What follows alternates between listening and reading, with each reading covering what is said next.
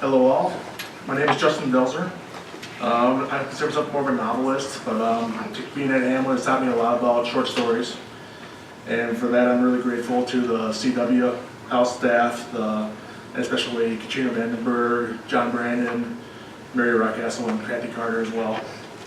I'm going to read from my fiction story, Crazy Lucky, which I've been writing for Professor Holbrook's class.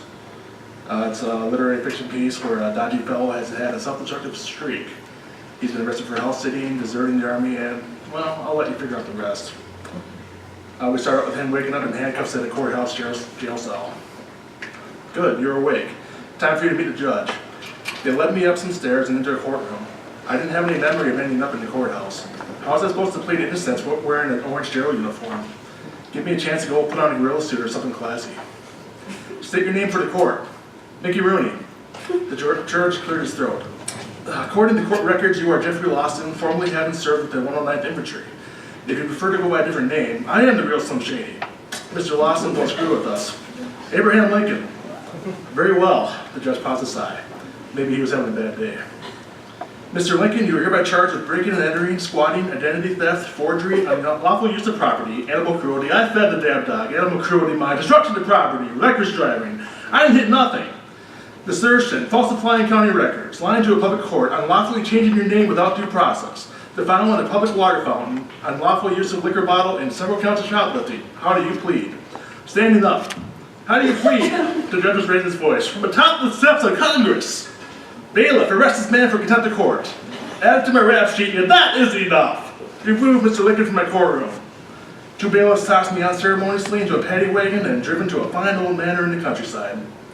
The building must have been constructed in the neoclassical age of Gothic architecture, but they took the barbed wire idea to a little bit of an extreme. I've always believed that strong fences make good for good neighbors, but this was a tad extreme. Either I had the habit of blacking out from my malnutrition, or they were hitting my head a lot, especially in that paddy wagon without proper seat restraints.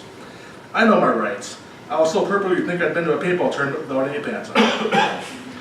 Sometime that evening, I awoke in a much more secure cell than the one I had last visited. Although there wasn't much in the way of window treatments, the bars were 1/8 of an inch thicker, and the steel was less galvanized. It's so hard to find proper bars in those home improvement stores. You ask them where the bars are, and they direct you to a wet bar or a man cave place. Ask for lighters, and they send you to ceiling fans. Ask for blinds, and they show you sunglasses. I just want to protect my pork rinds from my neighbors. Is that too much to ask? All throughout this place were a bunch of Glee Club rejects chanting some kind of song about fresh fish. The off-screen mantra continued all night. No sleep for this charlatan. I was allergic to fish growing up. Every time we had fish dips, I threw up. Hell, he put the box in my hands and I threw up. How else did I manage to stay so thin? And my complexion improved because of it. Skin like mine don't get this creamy from pork rinds alone. Before I knew it, a week had passed. I spent most of the time bouncing off the walls, which were lined with rubber, and losing weight from all the fish meals they provided. I tried to throw them back, and the guards were kind enough to wash me off with a fire hose. One day they brought me into a secure room with nothing but a table and 2 chairs. My first instinct was to fashion the chairs into a machine gun. But since there won't be any place to incorporate the flux capacitor, I gave up that dream as a fellow in a business suit entered. His only defense was a briefcase and a pen. The fool. Didn't he know we were at war here? The judge had thrown the book at me, and my only defense was a ballpoint pen. Come on, at least fountain pens are sticking to dartboards. Give me my defense or give me a weapon. Jeffrey Lawson, also known as Abraham Lincoln. My name is Reginald Cortman. I have been appointed by the authorities of San Diego County as your public defender. You've been asked quite a number of charges here. You should be careful around me, I began quietly. Static electricity charges can kill when the static is released. He chuckled, I'm not sure why. Must be a rookie. Within these walls, I suspect we're very safe here, Mr. Lincoln. But if we're to mount a defense against you 72 counts, we're going to have to trust one another. I have a good feeling about the insanity defense. Vampires don't like the sun. I'm not that worried about counts, I replied. Perhaps you should be. Now the insanity defense. I know exactly what I was doing every given moment. I live in the moment, Mr. Cartman. And I have to give you props for becoming a lawyer and losing all that weight in the years since South Park. Again, that stupid chuckle. It's Cortman, Mr. Lincoln, not Cartman. Now I'd like to go over these charges one by one. What was your rank in the Army? Second lieutenant, first class. But my mother always told me I was first class. Good for you. Why did you leave Iraq? Because there was no air conditioning. He made a few notes on his clipboard. Okay, good. Why did you choose to move into Mrs. White's house? The dogs seem to like me, and hey, I've always wanted to live in the White House. It went on like that for the whole day. Finally, I got to return to that one Buck Hilton, feeling worse than I might have after running a marathon. Questions always gave me headaches. That's why I dropped out of school in the 4th grade.